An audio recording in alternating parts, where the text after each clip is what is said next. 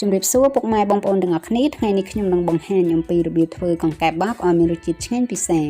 ចាតែមុននឹងខ្ញុំបង្ហាញអំពីរបៀបធ្វើទាំងអស់នេះសូមបងប្អូនដែលមិនទាន់បានជួយចុច Subscribe នៅ Channel YouTube និងមិនទាន់បានជួយចុច Follow និង Like នៅ Facebook Page របស់នាងខ្ញុំសូមបងប្អូនជួយចុចម្នាក់មួយមកដើម្បីជាកម្លាំងចិត្តក្នុងការធ្វើវីដេអូថ្មីៗជាបន្តទៀតចាដើម្បីកុំឲ្យខាត់ពេលយូរសូមបងប្អូនអ្នករីករាយទស្សនាជាមួយនឹងខ្ញុំដូចតទៅចាកង្កែបនេះគឺខ្ញុំបានធ្វើស្អាតរួចរាល់ហើយបងប្អូនគឺខ្ញុំបានកាត់ជើងកាត់អីរួចរាល់ហើយប្រហែលជា7 គីឡូចាហើយជាដំបូងគឺយើងត្រូវយកកង្កែបហ្នឹងមកប្រឡាក់គ្រឿងសិនមុននឹងយើងយកទៅញាត់សាច់ចាហើយគ្រឿងផ្សំរបស់ខ្ញុំในការប្រឡាក់ហ្នឹងមានដូចជាអំបិលប្រេងខ្យងចាប្រេងខ្យងនេះគឺខ្ញុំដាក់ប្រឡាក់អញ្ចឹងទៅដើម្បីឲ្យពេលយើងអាំងទៅវាចេញពណ៌ក្រហមស្អាតអញ្ចឹងណាបងប្អូនចាហើយនេះគឺជាគ្រឿងបុកចាហើយខ្ញុំនឹងប្រាប់បងប្អូននៅពេលបន្តិចទៀតនេះថាមានអ្វីខ្លះចាខ្ញុំដាក់ជាង1ស្លាបព្រាហើយមានស្ករស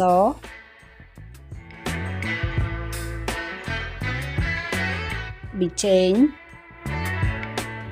ចាបន្ទាប់ពីខ្ញុំដាក់គ្រឿងទាំងអស់នេះរួចរាល់ហើយគឺខ្ញុំធ្វើការច្របាច់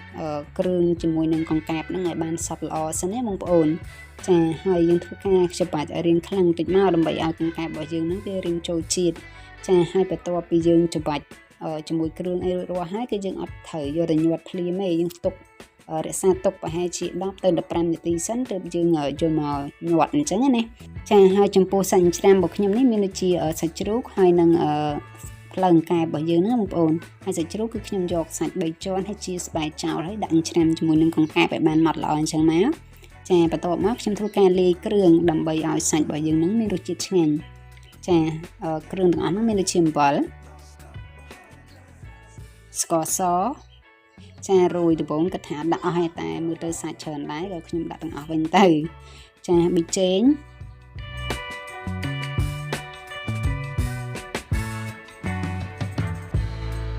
ហើយនឹងម្សៅស៊ុបខ្នុរចាហើយបន្ទាប់ពីខ្ញុំលាយគ្រឿងទាំងអស់ហ្នឹងរួចរាល់ហើយគឺខ្ញុំធ្វើការកូរច្របល់គឺច្របាច់ជាមួយនឹងសាច់ហ្នឹងឲ្យបានម៉ត់ល្អមកគឺខ្ញុំពាក់សំដៃដាក់អញ្ចឹងទៅដើម្បីឲ្យសាច់របស់យើងហ្នឹងវាចូលជាតិល្អបើមិនជាយើងយកវែកយកអីកូរទៅវាមិនសូវជាសព្វប្រហែលទេចាបន្ទាប់ពីខ្ញុំច្របាច់សាច់ហ្នឹងរៀងថាសព្វគ្រឿងហើយខ្ញុំបន្ថែមជាមួយនឹងគ្រឿងបុកចាហើយចំពោះគ្រឿងទាំងអស់ហ្នឹងមានដូចជាខ្ទឹមសរំដេងគល់ស្លឹកគ្រៃស្លឹកក្រូចសើចហើយនឹងរមៀតចាគ្រឿងរបស់ខ្ញុំអាចារ្យណាបងប្អូនតែវាអត់ច្រើនទេដោយសារតែសាច់រៀងច្រើនដែរហើយខ្ញុំដាក់មិនសូវជាច្រើនដូចជាគេធ្វើលួយដោយសារយើងធ្វើខ្លួនឯងអញ្ចឹងយើងលៃមកឆ្ងាញ់អញ្ចឹងណាបងប្អូនចាហើយបន្ទាប់មកគឺនៅមានសណ្តែកដីទៀតបងប្អូនចាសណ្តែកដីនេះរៀងច្រើនដែរបងប្អូនអញ្ចឹងខ្ញុំអត់ដាក់ទាំងអស់ទេដោយសារតែខ្ញុំប្រើសាច់ជ្រូក3ជាន់វារៀងខ្លាញ់ដែរអញ្ចឹងខ្លាចវាទលន់ពេកអញ្ចឹងខ្ញុំទុកខ្លះចាបន្ទាប់ពីខ្ញុំដាក់គ្រឿងនេះរួចរាល់ហើយខ្ញុំធ្វើការច្របាច់សាច់ជាមួយនឹងគ្រឿងហ្នឹងឲ្យចូលជាតិជាមួយគ្នាបានល្អចាយើងធ្វើច្របាច់ឲ្យរាងយូរបន្តិចមកឲ្យរាងសព្វណាដើម្បីឲ្យពេលដែលយើងលាយរួចរាល់ហើយយើងយកមកញ៉ាំទៅវាមានរសជាតិឆ្ងាញ់បើមិនជាយើងច្របល់មិនសូវជាសព្វទេវាមានសាបប្រៃដុំអីអញ្ចឹងណា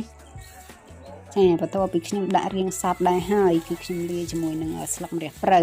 ចាពីដំបូងហ្នឹងគឺខ្ញុំថតតែផ្លេចចុចកាមេរ៉ាបងប្អូនដល់ពេលដាក់ចូលឆ្នាំងហើយបានមើលកាមេរ៉ាអត់ចុចអញ្ចឹងក៏ខ្ញុំឆ្លៀតបង្ហាញបន្តិចទៅពេលយើងដាក់ស្លឹកម្រះព្រៅដាក់អីរួចរាល់ហើយយើងរក្សាសាច់នឹងទុកប្រហែលជា5នាទីសិនណាហើយបានយើងយកមកញាត់ចាហើយបន្ទាប់ពីយើងប្រឡាក់គ្រឿងអីរួចរាល់ហើយអញ្ចឹងបងប្អូនកុំភ្លេចយកបន្តិចទៅចៀនសាក់មើលដើម្បីដឹងថារសជាតិវាឆ្ងាញ់ហើយឬនៅអញ្ចឹងសម្រាប់យើងថែមថយគ្រឿងទៀតចាបន្ទាប់ពីខ្ញុំរក្សាទុកបានប្រហែលជា5នាទីហើយអញ្ចឹងខ្ញុំក៏យកកង្កែបទាំងអស់ហ្នឹងយកមកញាត់សាច់អញ្ចឹងណាបងប្អូនហើយពេលដែលយើងញាត់ហ្នឹងគឺយើងកុំញាត់ណែនពេកតែញាត់ណែនពេកខ្លាចយើងអាំងឬក៏ចៀនទៅវាអត់ឆ្អិនសព្វអញ្ចឹងណាបងប្អូនខ្លាចវាឆៅក្នុងចាហើយចំពោះការកាត់កង្កែបយើងចង់កាត់ត្រឹមជង្គង់ក៏បានកាត់ដល់ផ្លូវដូចកង្កែបខ្ញុំនេះក៏បានឬក៏អត់កាត់ជើងវាទុកទាំងវែងក៏បានដែរកង្កែបរបស់ខ្ញុំនេះកាត់ជើងរៀងចង់អស់ហើយរៀងដល់ផ្លូវធ្វើលក្ខណៈតាមចាស់ពីមុននេះអញ្ចឹងណាចាចំពោះការធ្វើកង្កែបបោកនេះគឺខ្ញុំអត់មានរូបមន្តចុងភៅអីនោះទេបងប្អូនគឺខ្ញុំធ្វើទៅតាមអ្នកផ្ទះខ្ញុំអញ្ចឹងណាអញ្ចឹងបើសិនជាបងប្អូនមានរូបមន្តអីច្បាស់លាស់ធ្វើទៅតំណងជាងខ្ញុំអញ្ចឹងអាចជួយ comment នៅខាងក្រោមវីដេអូដើម្បីឲ្យខ្ញុំជាធ្វើដូចជាបងប្អូនដែរចាបន្ទាប់ពីខ្ញុំញាត់ដាក់ស្លាបព្រាមើលទៅរៀងតឹងចិត្តខ្លួនឯងពេកបងប្អូនអញ្ចឹងក៏ពាក់សំដែងមួយទៀតហើយញាត់អញ្ចឹងហ្មងទៅលឿនជាងដោយសារតែកង្កែបរៀងច្រើនដែរបើយើងនៅយកស្លាបព្រាដាក់តិចអញ្ចឹងមិនដឹងជាងកាលហើយទេបងប្អូន ចាការធ្វើការបោករបស់ខ្ញុំថ្ងៃនេះគឺមានតែប៉ុណ្្នឹងទេសូមអរគុណបងប្អូនទាំងអស់គ្នាសម្រាប់ការតាមដានទស្សនាវីដេអូនេះតាំងពីដើមរហូតដល់ចប់ចាចាំជួបគ្នានៅវីដេអូក្រោយទៀតជម្រាបលា